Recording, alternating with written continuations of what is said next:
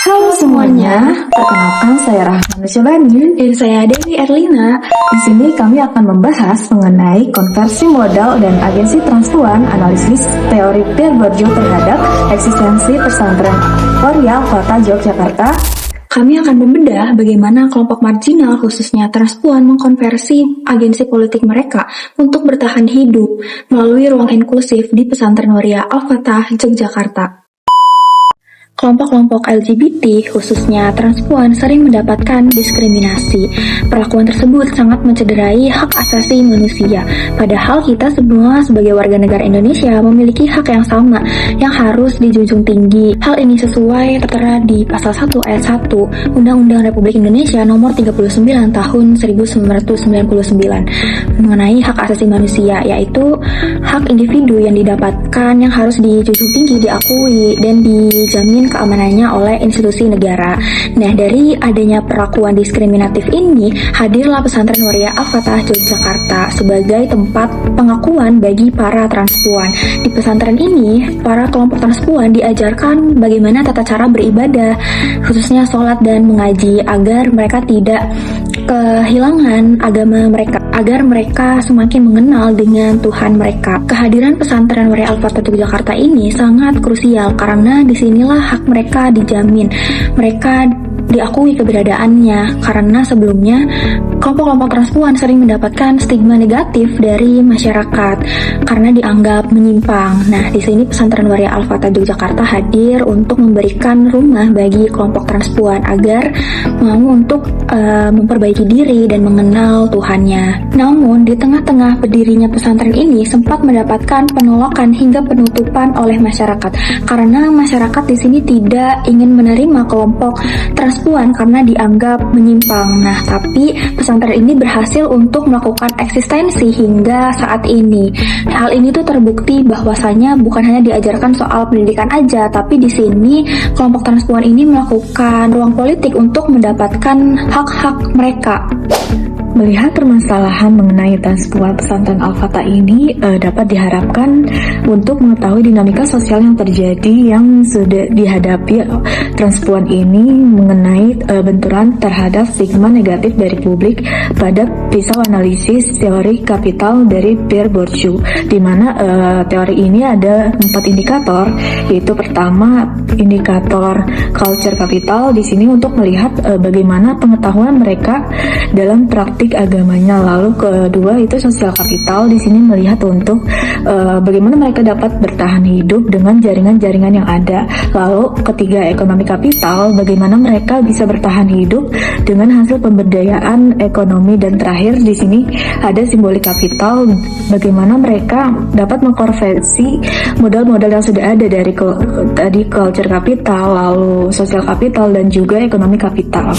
Di sini yang selanjutnya masuk dalam pembahasan di mana pertama kita melalui analisis pada indikator yaitu sosial kapital. Sosial kapital ini untuk melihat bagaimana eksistensi mereka dapat dipertahankan di tengah posisi mereka sebagai kelompok marginal. Nah, dalam sosial kapital ini ada 2 peran yang hadir pada kasus tersebut, itu pertama pada kiai dan juga kedua sini ada LSM Kebaya. Pada peran kiai ini seperti yang kita tahu, kiai ini merupakan orang yang berkarismatik dalam praktek agama gitu, dimana kiai ini berperan dapat mengubah narasi yang dimana dari masalah kelompok marginal berubah menjadi masalah kebebasan beragama gitu. Jadi kiai ini juga memerankan dalam dunia ormas keagamaan juga seperti NU dan juga Muhammadiyah untuk menekan balik dari agresi pada kelompok konservatif, dan juga dalam hadirnya kiai ini dapat membuka akses kasus mereka ini sebagai kelompok marginal ke ranah hukum, yang dimana dari ranah hukum tersebut yang sudah memuncak sehingga mendapatkan perhatian media, yang dimana nantinya tuh di sini bisa berperan kayak dapat membela si kehidupan adanya legitimasi pada si transpuan itu. Di sini ada indikator kedua yaitu ekonomi kapital. Di sini untuk melihat bagaimana peran ekonomi dapat mempertahankan kehidupan mereka di tengah kelompok marginal dari stigma negatif publik. Pada ekonomi kapital ini dilihat dari bentuk pemberdayaan mereka, yaitu sebagai pekerja di mana dominan pada sektor informal seperti salon, lalu juga bidang kuliner, lalu mereka juga berbisnis, adanya kos-kosan dan juga adanya koperasi. Selanjutnya, kami membahas dari segi kultural kapital. Kultural kapital merupakan pengetahuan keislaman yang terlembaga secara inklusif. Berdasarkan pemikiran dari Bourdieu, kultural kapital di pesantren ini terlihat dari bagaimana cara pesantren Waria Al-Fatah Yogyakarta ini mulai menginternalisasi norma-norma keislaman mereka sebagai habitus baru mereka. Nah, transformasi ini terlihat dari para santri mulai mengetahui tata cara beribadah yang sebelumnya terasa asing karena kehadiran mereka tidak diterima oleh masyarakat. Melalui pesantren ini, mereka diajarkan bagaimana tata cara sholat, mengaji, dan juga menghafal doa-doa harian.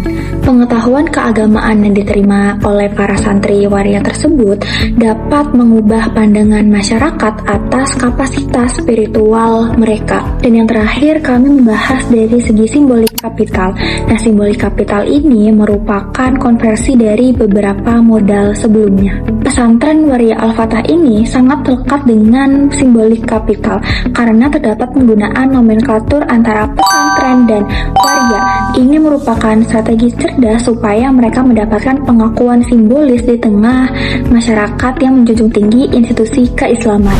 Pembahasan mengenai objek pesantren Waria Al-Fatah Yogyakarta melalui pisau analisis Bourdieu mengajarkan kepada kita bahwa perlawanan terbaik diraih bukan dengan menuntut ruang yang instan, melainkan dengan membuktikan kapasitas diri yang terus bertumbuh, berdaya, dan menunjukkan praktik kehidupan yang bermanfaat.